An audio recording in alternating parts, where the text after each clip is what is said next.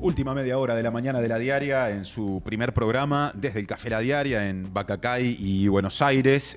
Lo anunciamos, la cuestión de las estafas, la acumulación de denuncias vinculadas a estafas como tema macro y dentro de ese tema macro la denuncia o las denuncias concretas contra Gonzalo Campomar son el asunto que vamos a abordar con Lucas Silva y Mariana Cianelli. En primer lugar, les damos la bienvenida. Mariana es, además de periodista de La Diaria y por ende con derecho a micrófono en la mañana de La Diaria, es productora, es parte del equipo de producción de este programa. Mari, bienvenida oficialmente. Bueno, muchas gracias por estar acá y bueno, éxitos en este programa. Los éxitos o el deseo es mutuo en ese caso. Lo mismo contigo, Lucas, que aparte estás a cargo del proyecto en términos periodísticos radial. Así que, bueno, bienvenido. A ti, estamos muy contentos que estés acá y que ya estemos todos juntos y muy entusiasmados con este proyecto. Trataré de no equivocarme ante el jefe, ¿no? La verdad que me estoy jugando, me parece, jefe y periodista, podríamos decir. Mi renovación contractual. Y yendo al grano, ¿cuáles son las particularidades del caso concreto de las denuncias contra Campomar en este contexto más amplio de muchas denuncias vinculadas a estafas, ¿no?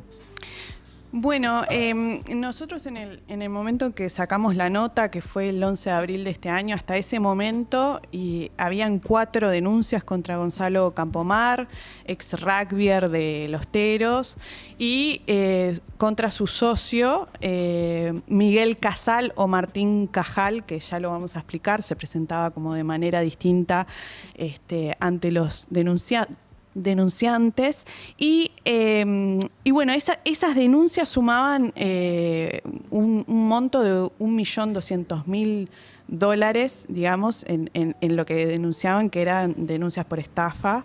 Y bueno, a partir de ahí empezamos a investigar, obviamente, el tema.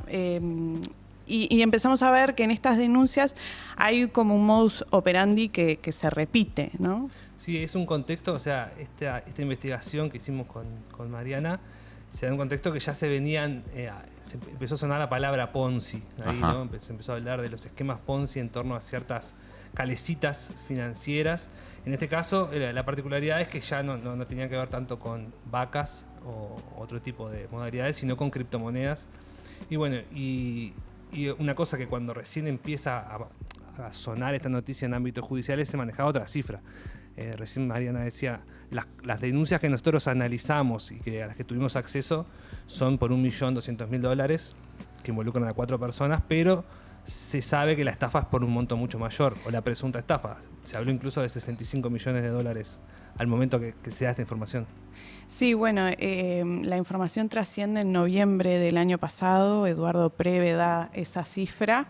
Y bueno, como decía Lucas, esta estafa se da en el mundo de las criptomonedas. Estos 2 denunciantes que nosotros damos cuenta en la nota se habían acercado al socio de Campomar, Cajal, a través de la empresa Criptala, que es una de las casas de cambio de criptomonedas más grandes de Uruguay. Ajá. Y él trabajó ahí desde 2020 hasta 2023.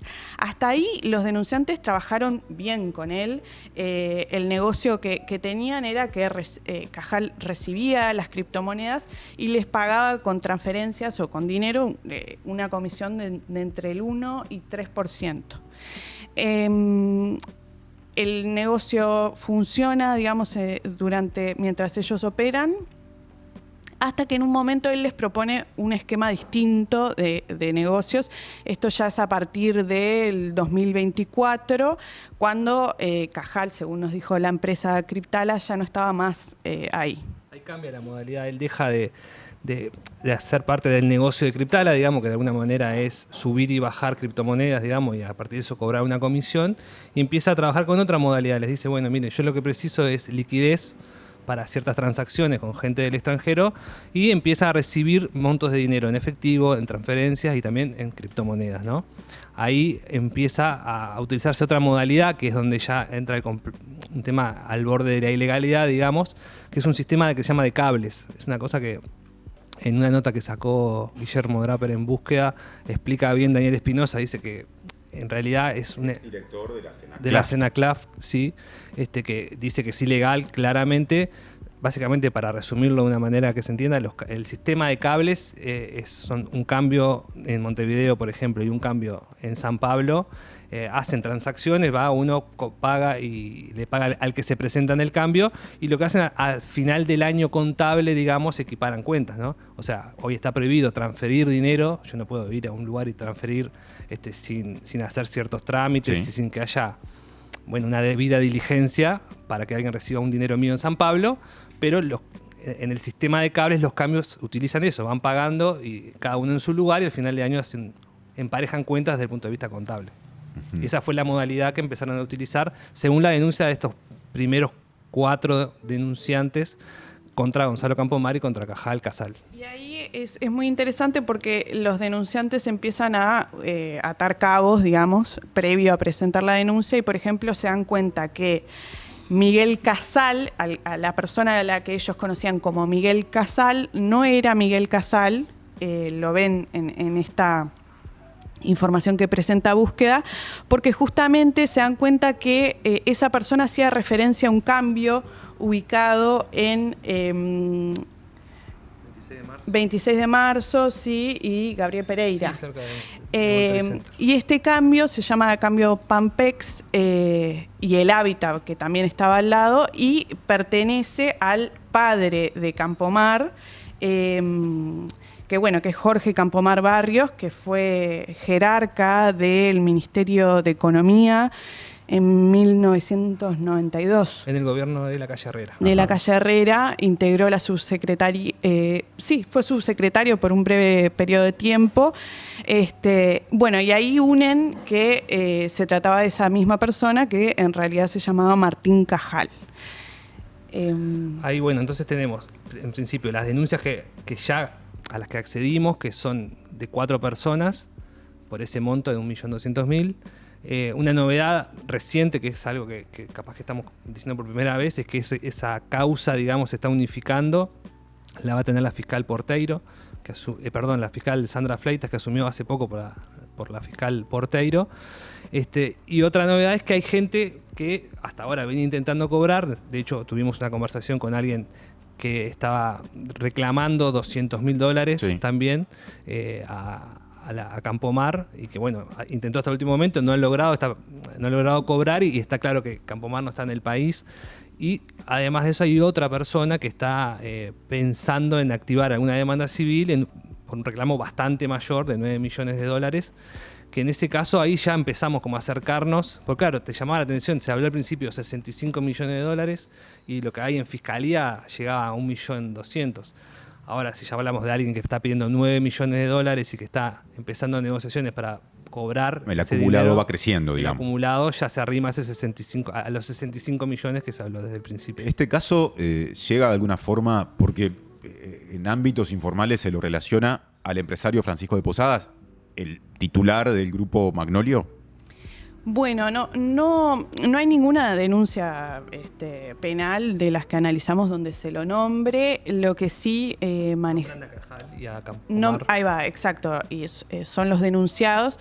Lo que sí, vimos en las denuncias presentadas es que los denunciantes cuentan que Cajal hacía referencia a que él tenía una espalda, digamos, para poder hacer todos los negocios que estaba haciendo, que tenía como garantía el Starbucks de Arocena a nombre de Francisco de Posadas.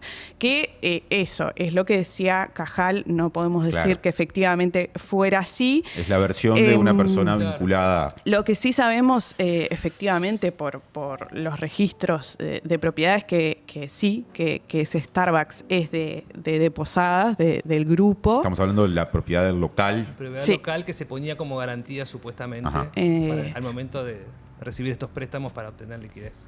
Y después, otra información que tenemos por fuera, digamos, de las denuncias penales, es que hubo una instancia de conciliación privada entre Campomar y de Posadas.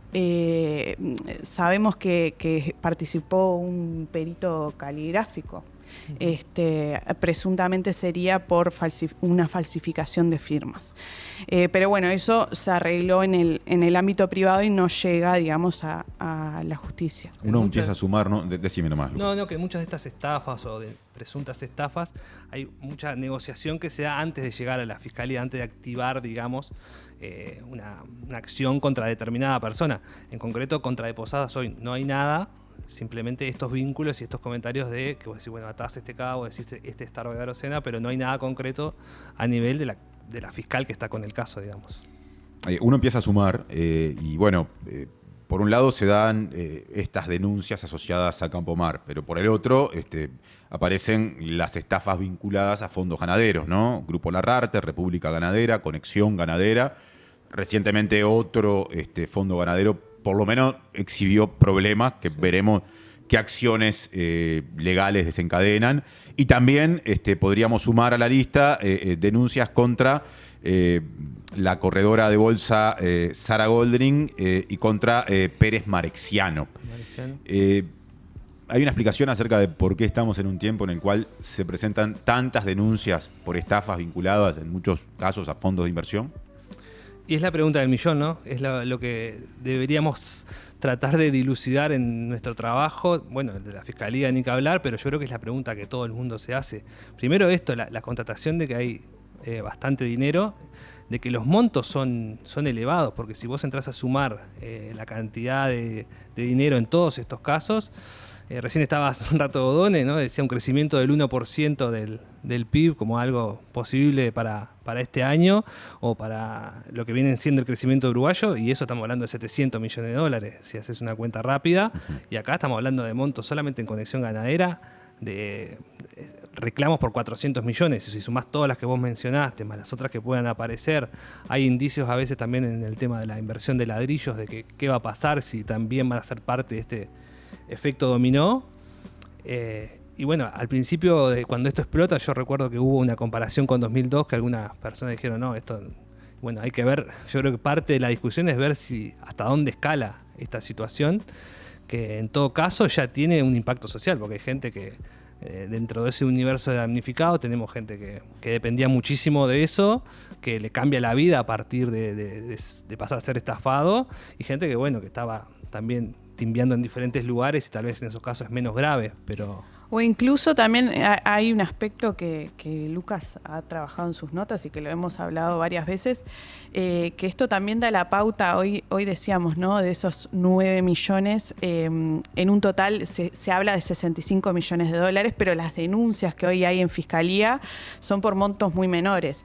En Conexión Ganadera es lo mismo, hay que ver qué termina, digamos, del proceso de concurso pasándose en limpio de quiénes fueron a reclamar, ¿no? Los montos, pero tenemos la sospecha, ¿no? De que muchos de esos grandes montos no se van a reclamar, ¿no? Porque las personas que lo van a reclamar van a tener que explicar de dónde salen. El origen, claro. Y cuando Exacto. el origen eventualmente está vinculado a actividad delictiva, denunciar puede ser un problema que se vuelva o puede generar que esa persona termine teniendo un problema, digamos. ¿De dónde sacaste la plata? Claro, entonces esto también abre la puerta, digamos, a ese otro lado bastante oscuro, ¿no? Del sistema uruguayo y de los controles. Sí, en la parte de los controles también hay un montón de preguntas clave que son... Por ejemplo, ¿cuál es para el cierre? Y, por ejemplo, el rol del Banco Central, ¿no? ¿Qué pasa con el ahorro público? ¿Qué tipo de medidas regulatorias tomó? ¿Qué advertencias hubo? ¿Qué pasa entre la relación de los sectores medios, digamos, tanto del Ministerio de Ganadería como del Banco Central y los directorios, ¿no? Porque a veces O sea, los mandos medios, decís vos. Los mandos medios de los que están siempre, los que trascienden a la responsabilidad política. Personal de carrera. Personal de carrera, que es muchas veces el que termina tomando decisiones importantísimas en esto.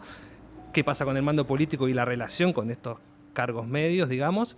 Y también, por otro lado, la discusión penal que está en la sociedad, sobre todo, muy presente, que es, bueno, cómo penalizamos los delitos de cuello blanco y cómo penalizamos otro tipo de delitos. Por ejemplo, hace días hay un video de Gabriel Pereira que compara un poco las penas, que me pareció súper interesante. Dice, bueno, los cambios en la LUC para una persona que intenta ingresar marihuana a una cárcel es esto, y para estos delitos de 400 millones de dólares son tantos. Y ahí la comparación, en todo caso, abre una discusión que yo creo que es súper interesante.